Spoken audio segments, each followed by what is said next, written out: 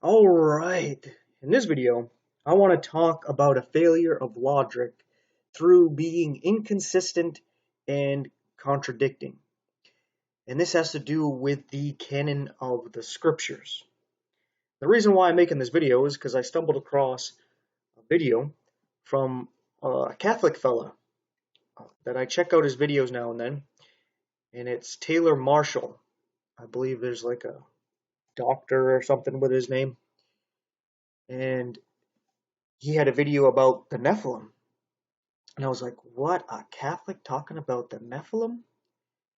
All the Catholics I talk to either haven't heard of or don't believe or think it's some Protestant idea that angels mingled with the daughters of man and created a hybrid race between angel and man called the Nephilim. And I was like, hey, I'm going to check this out. A Catholic actually believes something that's in the Bible? Whoa. So I was like, all right, let's hear him out. And he started talking about it. And in passing, he was talking about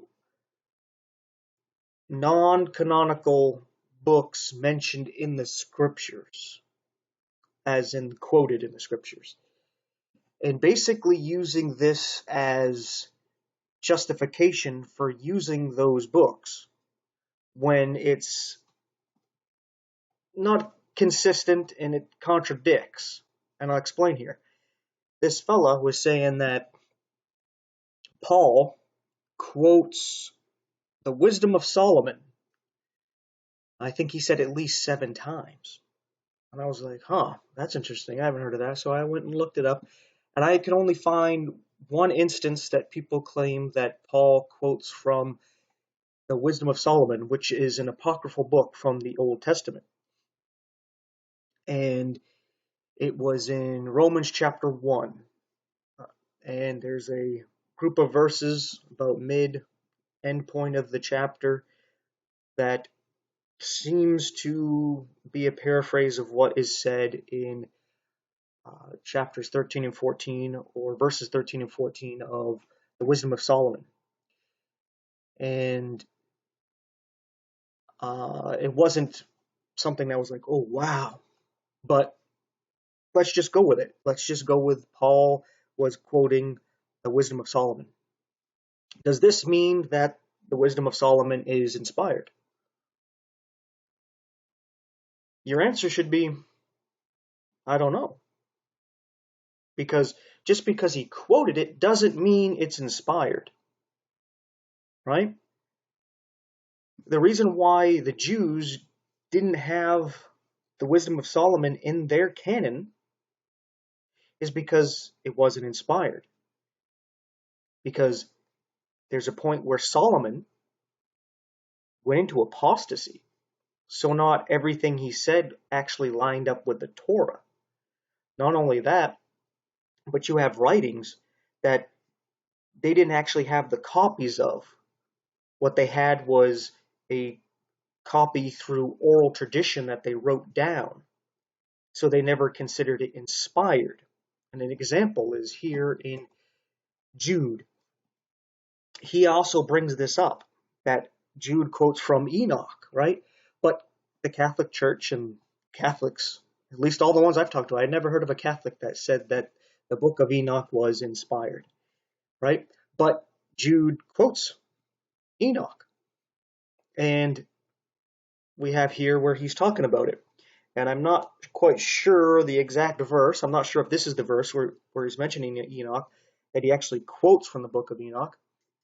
But that is not evidence that the book of Enoch is inspired. Why? Because the book of Enoch, if it was written by Enoch, was written before the flood.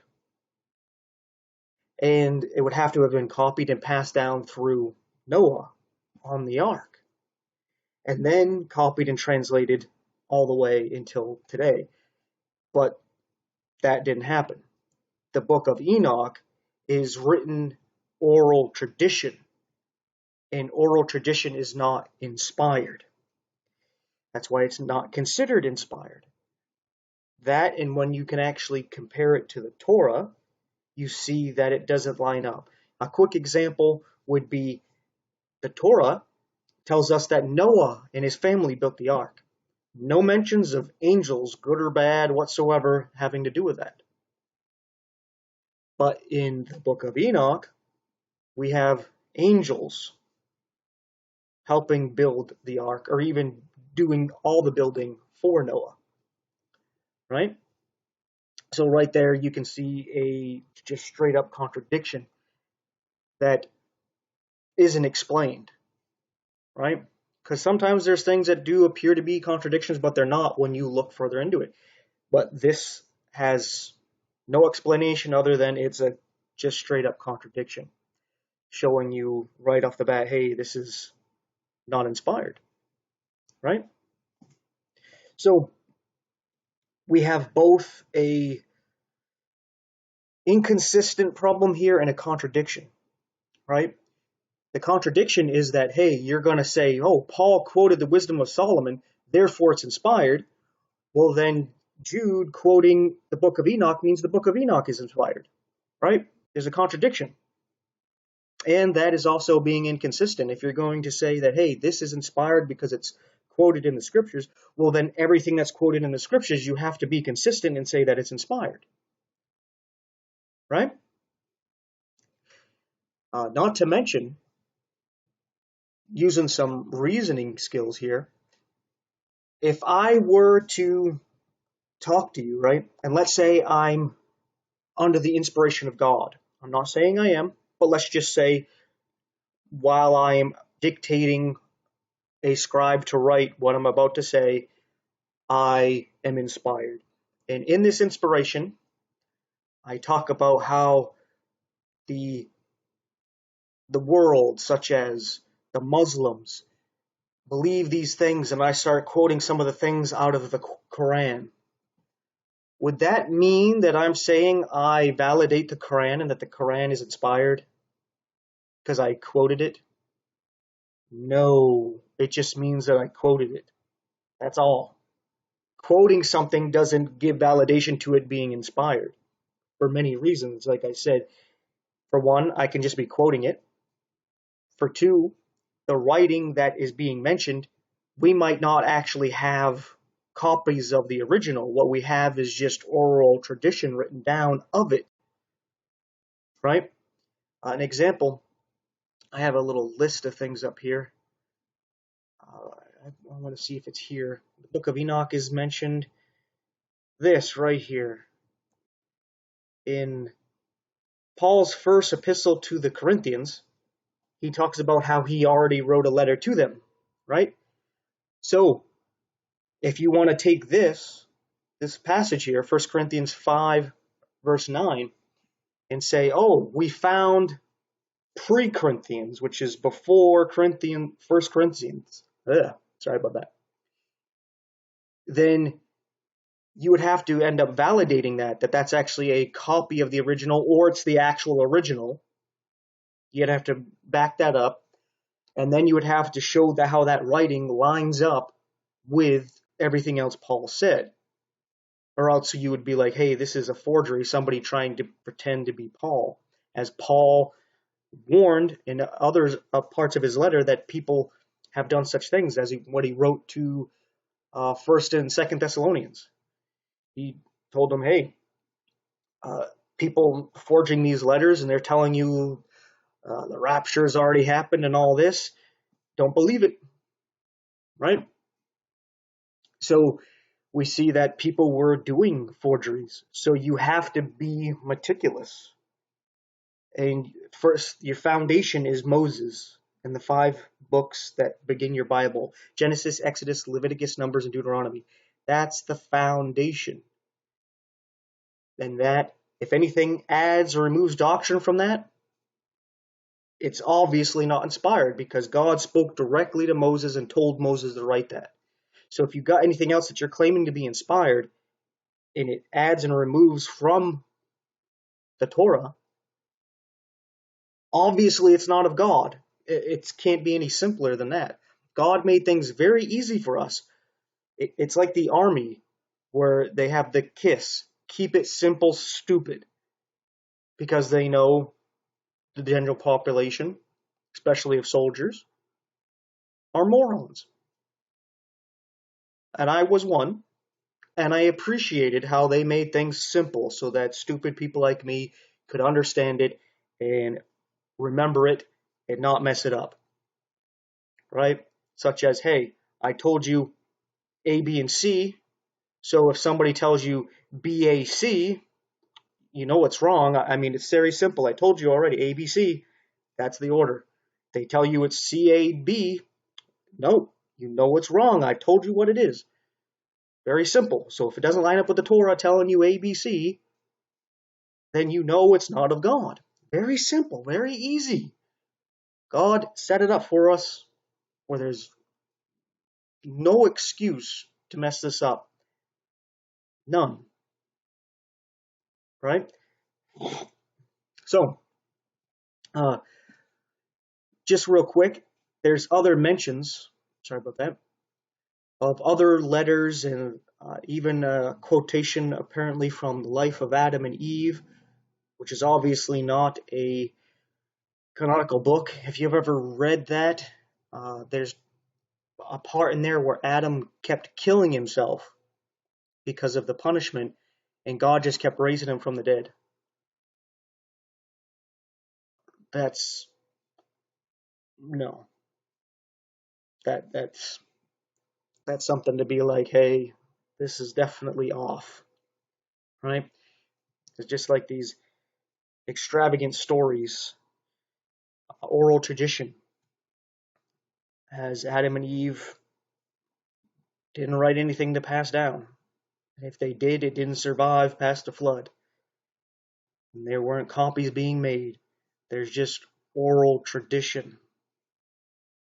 That's why you can see in all the different cultures around the world, they all have this flood story, whether it's in Asia, South America, North America, Africa, Australia, of course, Europe and the Middle East there.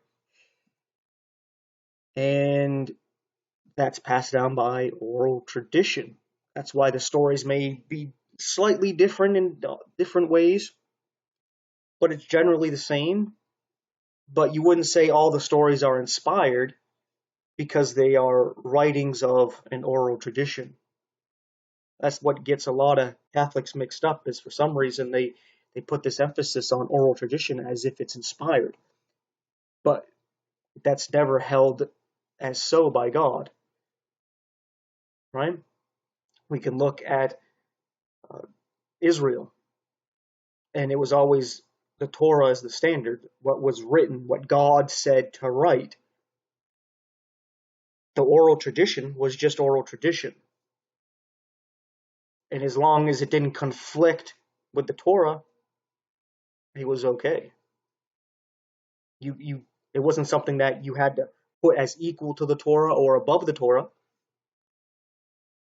It was below the Torah. But for some reason, Catholics put it up equal to the Torah. Why? I don't know. I guess because the oral tradition has the beliefs that they want to believe, so they have to elevate it in order to follow it because it contradicts the Bible. Such as uh, Mary being sinless, Mary not consummating the marriage with Joseph, Mary not having other children besides her firstborn Jesus. Um, no such thing as purgatory. No indulgences. I mean, the list goes on of all these doctrines, like praying to anybody other than God. All these things that the Catholic Church brings up is based off of something that's not scriptural, or something they like to add to scripture, such as the Old Testament Apocrypha that they'll call like the Deuterocanon or something like that. And yeah, that's not in the Jewish canon. Those 7 books that they like to add, they like to say that Luther, that's even what this guy that I was talking about, this Catholic guy's video I was watching, he was saying that Luther removed these books. He removed from the Word of God. He was like, no, that was never considered part of the Old Testament canon. The Catholic Church added it And a matter of fact, they didn't even consider it inspired officially until the 1500s, right when Luther was like, no, I'm not putting it in, because he was exposing Catholic doctrines. So the Catholic churches were like, hey, wait, what? We need to add this to the Bible so that we have something to back up our doctrine. And then Luther was like, I'm not putting that in. It's not scriptural. And then they accused him of removing it when it was just historic reference, such as the Maccabees and the Maccabean revolt. That's historically accurate, but it's not something you'd use to base doctrine off of. And I guess that's what I'll wrap the video up with, is when it comes to your Christian beliefs and your doctrines, it's the standard is the Bible. If you're believing something based off of something outside of the Bible, like the Old or New Testament Apocrypha, even though you may see some of the quotes in the Bible or something like that, you're doing it wrong. You're using uninspired writings in your own opinion, and yeah, you're doing it wrong. All right. So, with that being said, thanks for watching and take care.